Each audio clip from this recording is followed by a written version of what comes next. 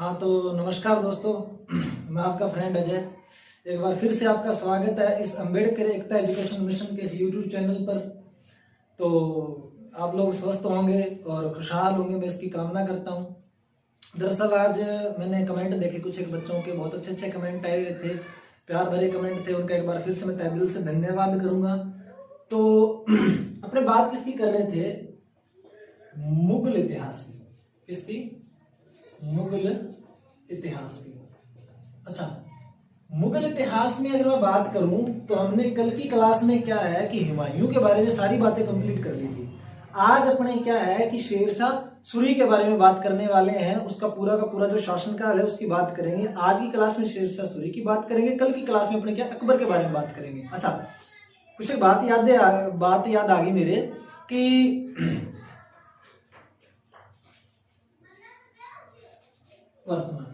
वर्तमान की एक तो बातें हैं जो आपको मैं बताना चाहूंगा, जो क्या है कि अपने सामाजिक जीवन से जुड़ी हुई हैं, जो अपने क्या है कि अपने स्वास्थ्य से जुड़ी हुई हैं। दरअसल आज की सुबह सुबह की मैंने खबर सुनी, 2-3 दिन पहले की ये चर्चा में रह रही है खबर कि अपने जो एम्स के डॉक्टर हैं, किसके? एम्स के जो डॉक्टर, सॉरी डायरेक्टर रणदीप जी गुलेरिया। कौन? रणदीप जी गुलेरिया। इन्होंने आज सुबह ही क्या है कि बयान में कहा है कि जो सीटी स्कैन है उसको बार बार करवाने से क्या कैंसर होती है। सीटी स्कैन, हाँ दोस्तों बहुत अच्छी खबर है ये, आपको शायद पहले जानकारी भी होगी कि सीटी स्कैन बार बार करवाने से क्या है कि कैंसर होती है। दरअसल क्या है कि जो सीटी स्कैन की जो मशीन है, यानी कि कंप्यूटर टेक्नोलॉजी की जो मशीन है, ये जो उसको क्या है कि जब हम क्या है कि सीटी स्कैन करवाते हैं तो उसका जो रेडिएशन निकलता है वो क्या अपनी कोशिकाओं पर, यानी अपनी लंग्स जो है उन पर प्रभाव डालता है और बहुत तेजी से प्रभाव डालता है। दरअसल क्या है कि जो सीटी स्कैन है इसको जब हम बार बार सीटी स्कैन करवाते हैं तो इससे क्या है कि 2000 गुना ज्यादा क्या है कि चांसेस बढ़ जाते हैं किस चीज के? कैंसर होने के। तो बार बार सीटी स्कैन करवाने से क्या है कैंसर होती है। ये जानकारी क्या है कि शायद मुझे ऐसे लगा कि आपको बता देनी चाहिए, तो मैंने क्या है कि आपके साथ ये चीज शेयर कर ली। ठीक है, और ये किसने कहा है? रणदीप जी गुलेरिया ने कहा है, एम्स के डॉक्टर जो हैं उन्होंने कहा है। ठीक है, तो ये खबर मैंने आपको बता दी। तो अब अपने बात करते हैं किस पर? इतिहास पर। आज हम बात किसकी करेंगे? इधर दिख रहा है आपको? बिल्कुल ठीक। आज हम शेरशाह सूरी की बात करेंगे। आपको पता है कि शेरशाह सूरी जो है उसका शासनकाल क्या है कि 1540 ईस्वी से लेकर तकरीबन कब तक? 1545 ईस्वी। 1545 में उसमें क्या है मृत्यु हो जाती है। वो किस तरह से हुई आज अपनी क्लास में क्या है उसकी सारी बातें कर लेंगे। अच्छा, शेरशाह सूरी की अगर मैं बात करूं तो सबसे पहले मोस्ट इंपॉर्टेंट चीज इसके बारे में अपने को क्या जानकारी मिलती है कि मैंने एक चीज बताई थी कि द्वितीय अफगान साम्राज्य। किसका? द्वितीय अफगान साम्राज्य की नींव किसने डाली? द्वितीय अफगान साम्राज्य की नींव भारत के अंदर कौन डालता है कि नींव भारत में किसने डाली? तो वो डाली शेरशाह सूरी ने। अब मोस्ट इंपोर्टेंट चीज ये अपने को पता होनी चाहिए कि द्वितीय अफगान साम्राज्य की नींव तो कौन डाल रहा है? शेरशाह सूरी डाल रहा है। बट फर्स्ट की कौन डाल के गया था? तो बहलोल लोदी। जब मैंने क्या दिल्ली सल्तनत के बारे में आपको पढ़ाया था तो वहां पे मैंने ये चीज बताई थी कि बहलोल लोदी जो है वो क्या करता है कि प्रथम अफगान साम्राज्य की नींव भारत के अंदर डालता है। और अब अपने क्या जब मुगल काल की बात कर रहे हैं तो वहां पर मैंने ये चीज आपको बता दी कि शेरशाह सूरी जो है वो द्वितीय अफगान साम्राज्य की नींव भारत के अंदर डालता है। ठीक है, ये चीज आपके लिए जानकारी की अच्छी स्रोत बन जाएगी। ठीक है, अच्छा, अब मोस्ट इंपोर्टेंट चीज ये है आपके लिए कि शेरशाह सूरी का जो बैकग्राउंड है वो किस तरह का रहा है, तो उसके बारे में देखिए। सबसे पहले इसका जो जन्म है वो 1472 के अंदर हुआ। कब हुआ? 1472 ईस्वी के अंदर इसका जन्म होता है। और कहां पर होता है? बजबाड़ा के अंदर। बजबाड़ा, देखो ये बजबाड़ा भी मिलता है कई जगह और कई जगह बेजबाड़ा भी मिलता है। ठीक है, इसके आपको कंफ्यूजन होने की कोई बात नहीं है। बजबाड़ा होशियारपुर, कहां पर? होशियारपुर पंजाब के अंदर है ये। यहां पर क्या है इसका जन्म होता है। जब आप क्या है कि पंजाब के अंदर जाओगे तो आपको क्या है बिल्कुल उसके दक्षिणी में क्या है, थोड़े से ऊपर क्या है कि ये शहर दिखेगा आपका होशियारपुर, उसी के अंदर बजवाड़ा है, वहां पर क्या इसका जन्म होता है। 1472 ईस्वी के अंदर क्या है इसका जन्म होता है। बट एक व्यक्ति यानी इतिहास का डॉक्टर कानूनगो जो है वो क्या कहते हैं कि डॉक्टर कानूनगो के अनुसार इसका जो जन्म है वो 1486 ईस्वी के अंदर हुआ। कब हुआ? डॉक्टर कानूनगो कहते हैं कि इसका जो जन्म है वो 1472 ना होकर 1486 ईस्वी के अंदर होता है। ठीक है। अच्छा, अब क्या होता है कि मोस्ट इंपोर्टेंट चीज कि इसका बचपन का क्या नाम था, तो इसके बचपन का जो आपका नाम है वो फरीद था। क्या नाम था? फरीद। आपके इनके पिताजी का नाम पूछ लिया जाता है।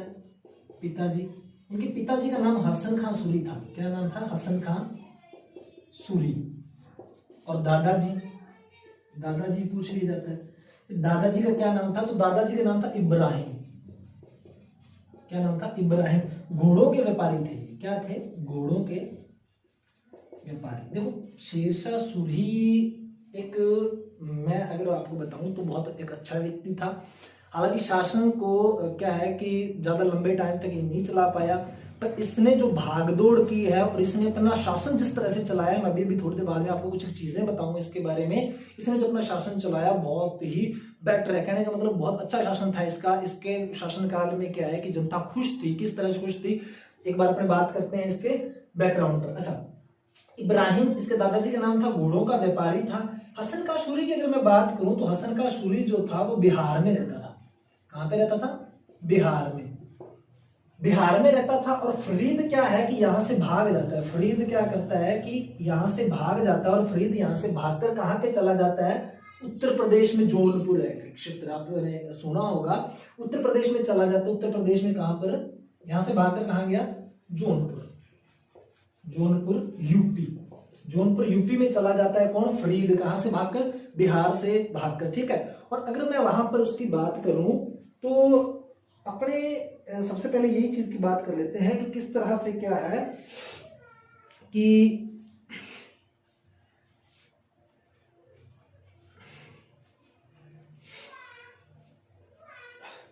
अपने बात करते हैं किस तरह से क्या है कि फरीद भागकर कहां पे आया? जौनपुर आया। अच्छा, जैसे वो जौनपुर आता है तो जौनपुर में आने के बाद में क्या है कि एक व्यक्ति जमाल खां, क्या नाम मिलता है उसका? जमाल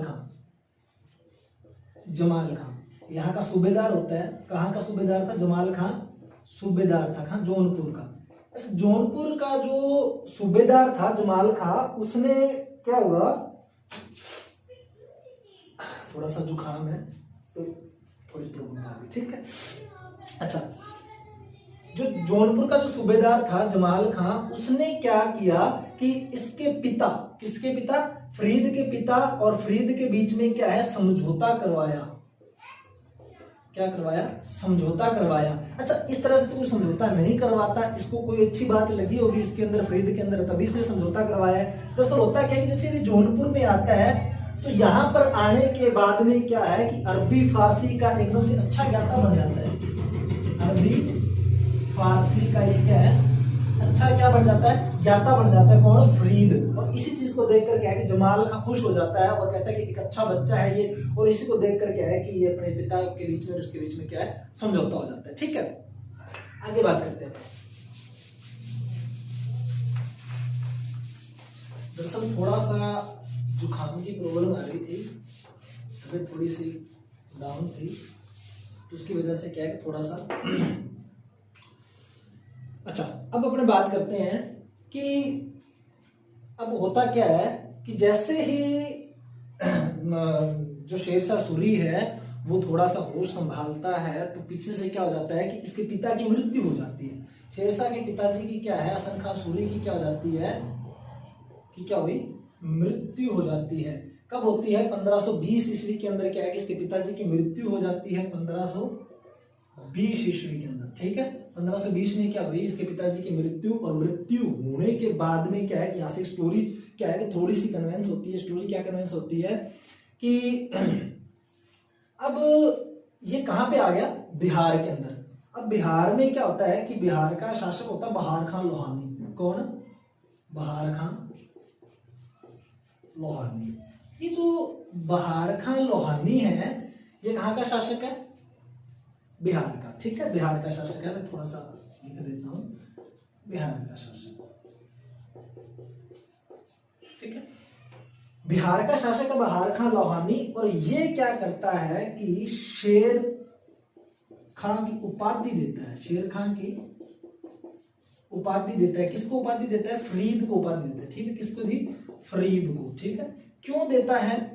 एक बार की बात है कि जो बहार खान लोहानी है किसी तरह से क्या है, एक शेर से घिर जाता है, और इसी शेर को क्या है कि फरीद जो होता है अपनी तलवार के एक झटके से क्या है उसकी गर्दन अलग कर देता है। तो शेर से जैसे ही बचाया तो इसी से क्या है कि खुश होकर बहार खान लोहानी जो है उपाधि देता है शेर खां की फरीद को, ठीक है। ये चीज आप थोड़ा सा याद रखिएगा। और मैंने पिछली क्लास में एक चीज और बताई थी आपको, क्या चीज कि चौसा का जैसे युद्ध होता है, किसका? चौसा का युद्ध होता है। इस चौसा के युद्ध को जीतने के बाद में क्या है कि जो शेरखां होता है अपने आप को क्या है कि शेरशाह सूरी की उपाधि देता है। ये पिछली क्लास में मैंने आपको बताया था, ठीक है। ये थोड़ी सी डिनोट कर लीजिएगा आप चीज, ठीक है। तो जैसे ही क्या है कि चौसा का युद्ध जीता, शेरशाह की अपने आप को उपाधि से विभूषित करता है। कौन? शेरखां। अच्छा, अब आगे बात करते हैं अपने कि मुगलों से किस तरह का संबंध था, किसका? शेर खां का या शेरशाह सूरी का।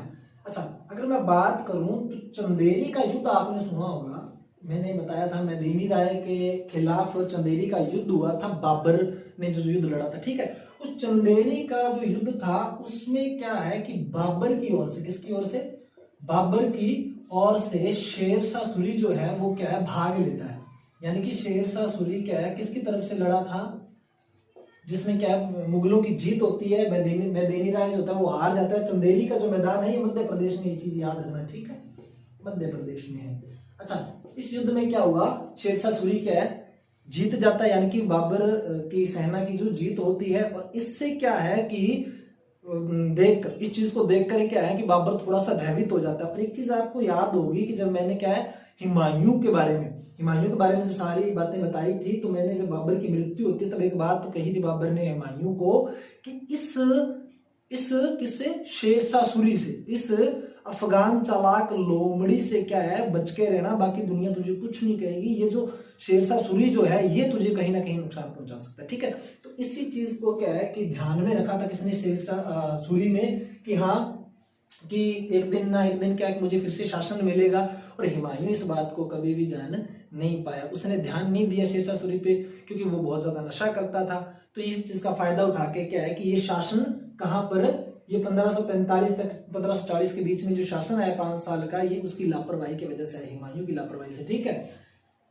यहां पर क्या है कि एक उपाधि देता है, कौन? बाबर एक उपाधि देता है किसको? शेरशाह सूरी को। इस चीज को देखकर युद्ध जीता उसने, इस चीज को देखकर क्या है कि चालाक अफगान की, किसकी? चालाक अफगान की क्या है उपाधि दी, किसने दी? बाबर ने, ठीक है, चालाक अफगान की। अच्छा, अब बात अपने करते हैं कि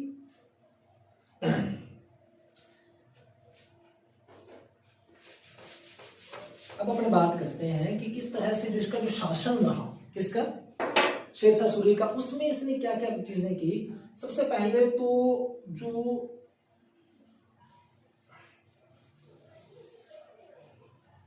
थोड़ा सा इंडिया का मैप थोड़ा दर्शाने की कोशिश है मेरी, ठीक।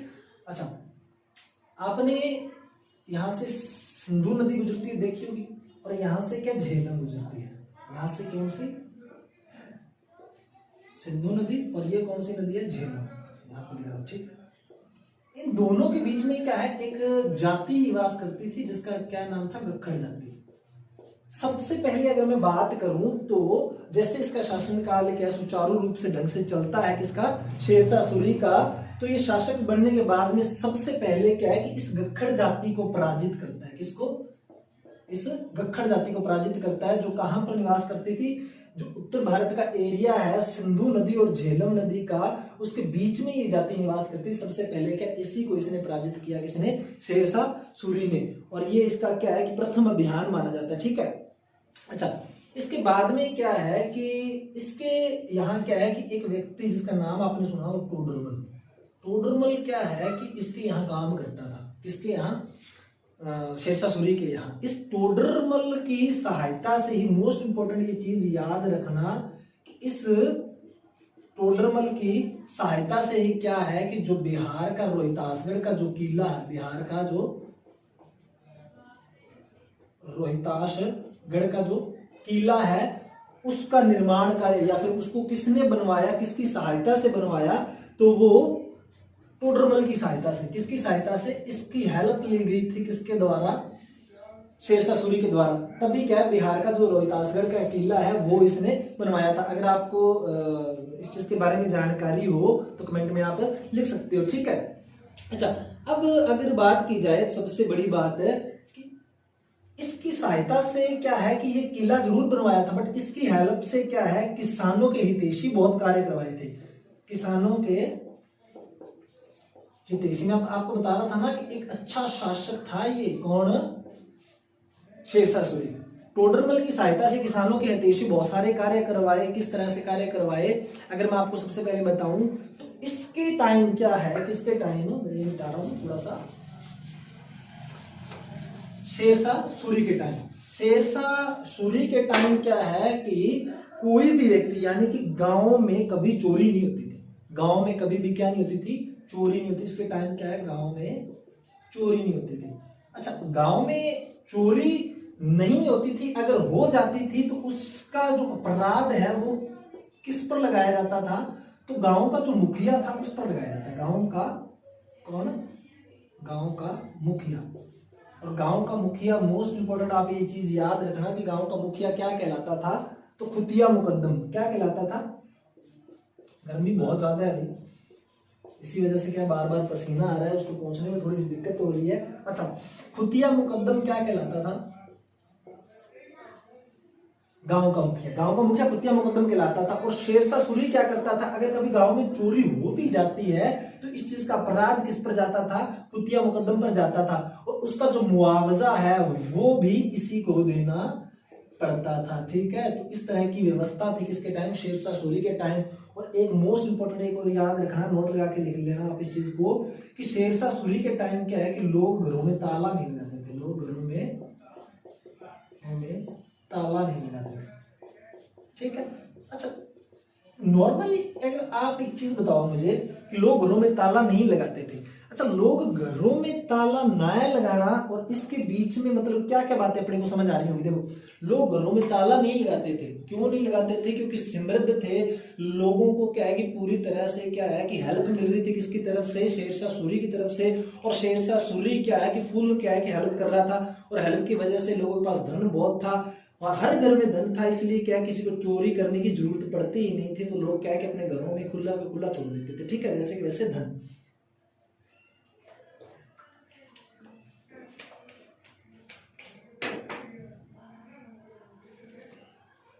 पानी पी लिया मैंने थोड़ा सा। अच्छा, आगे बात करते हैं। अच्छा, आज के दिन की थोड़ी सी अंतिम बात बताना चाहूंगा आपको मैं कि शेरशाह सूरी का अच्छा, शेरशाह सूरी का क्या है कि अंतिम अभियान कहां पर होता है? शेरशाह सूरी का कौन सा अंतिम अभियान? शेरशाह सूरी का जो अंतिम अभियान है वो 1545 ईस्वी में होता है। और 1545 ईस्वी में कहां पर होता है? कालिंजर। कालिंजर पर। कालिंजर कहां पर है? तो बुंदेलखंड। बुंदेलखंड कहां पर? एमपी यानी कि मध्य प्रदेश में। बुंदेलखंड मध्य प्रदेश में क्या है? कालिंजर का किला है, और वहां पर क्या इसका अंतिम अभियान होता है। यहाँ का शासक अगर आपसे पूछ लिया जाए तो शासक का नाम क्या था? कीरत सिंह। क्या नाम था? कीरत सिंह। इस कीरत सिंह के विरुद्ध क्या है कि अंतिम अभियान होता है, और इसी अभियान के चलते हुए, इसी कालिंजर के किले के अभियान पे चलते वक्त क्या है कि यहाँ जब ये युद्ध चल रहा था तो उस टाइम क्या है कि उक्का नामक, आपने सुना होगा, उक्का नामक ये जो प्रक्षेपास्त्र होता है, प्रक्षेपास्त्र या फिर आप शस्त्र भी कह सकते हो, इस शस्त्र को चलाते वक्त क्या है कि जो बारूद का जो ढेर था जहां पर ये खड़ा था, उस बारूद के ढेर में क्या है कि कोई चिंगारी पड़ी। चिंगारी तो क्या पड़ी? शेरशाह सूरी के ऊपर क्या काल 8 का। और क्या हुआ कि इस बारूद के ढेर में आग लग जाती है, और ये आग लगी और क्या हुआ, शेरशाह सूरी चल दिया। यानी कि शेरशाह सूरी की क्या हो जाती है, 1545 ईस्वी में मृत्यु हो जाती है कालिंजर के अभियान के चलते, और बारूद के ढेर में आग लगने के कारण मृत्यु होती है। कौन सा प्रक्षेपास्त्र चला रहा था, उक्का नामक प्रक्षेपास्त्र चला रहा था। मोस्ट इंपोर्टेंट ये चीज याद रखना। और जब इसकी मृत्यु हो जाती है तो इसका जो मकबरा है, इसका जो मकबरा है बिहार के सासाराम में बना हुआ है। कहां पर, बिहार के सासाराम में इसकी मृत्यु हुई। यहाँ पर क्या इसको दफनाया गया बिहार के अंदर, बिहार के सासाराम में क्या इसका मकबरा बनाया गया। और मोस्ट इंपोर्टेंट ये याद रखना कि जो कनिंगम महोदय है, कौन है, कनिंगम महोदय, आपने कनिंगम का नाम सुना होगा। ये कनिंगम महोदय जो है ये क्या कहते हैं कि जो बिहार के अंदर सासाराम में क्या है, जो शेरशाह सूरी का जो मकबरा बना हुआ है, ये मकबरा क्या है कि ताजमहल से भी सुंदर है। ये बात कौन कहता है कि ताजमहल से भी क्या है, सुंदर है। ये बात कौन कहता है, कनिंगम कहता है। कनिंगम महोदय कहते हैं किसके बारे में, बिहार के अंदर जो सासाराम में क्या शेरशाह सूरी का मकबरा बना हो उसके बारे में कहते हैं। ठीक है, क्यों कहते हैं, अगर आप थोड़ा सा क्या है कि शेरशाह सूरी के मकबरे को देखोगे तो ये चारों तरफ से जल से घिरा हुआ है। ये क्या है, ये चारों तरफ से क्या है, जल से घिरा हुआ है। ठीक है, हाँ, जल से घिरा हुआ है। और ये चारों तरफ से जल से तो घिरा हुआ है। इसके अलावा क्या है कि जब हम इसको वैसे नॉर्मल देखते हैं तो ये 4 मंजिला दिखाई देता है। नॉर्मल देखते हैं तो क्या ये 4 मंजिला दिखाई पड़ता है। जब अपने को इसको थोड़ा सा दूर से देखेंगे तो तब क्या है कि ये 8 मंजिला दिखाई पड़ता है। ये थोड़ा सा क्या, इसके लिए चीजें थोड़ी सी कंफ्यूजन पैदा करने वाली है। तो ये चीज है कि इसके लिए क्या है, ताजमहल से भी सुंदर बताया कनिंगम ने किसके, शेरशाह सूरी के इस मकबरे को। ठीक है, तो आज अपने क्या है कि यहीं पर क्या है कि इस टॉपिक को खत्म करते हैं। तो शेरशाह सूरी के बारे में अपने को क्या सारी की सारी इतनी ही जानकारी मिलती है, और कुछ 1-2-4 चीजें और छोटी हैं तो वो क्या है कि कल की क्लास में अपनी पूरी कर लेंगे। तो आप क्या है कि अगर आपको क्लास पसंद आई हो तो लाइक, कमेंट और शेयर करना ना भूले। कमेंट करते रहिए ताकि हमें क्या है थोड़ा सा उत्साह मिले। आज की क्लास हमें यही खत्म करते हैं। धन्यवाद। ठीक है।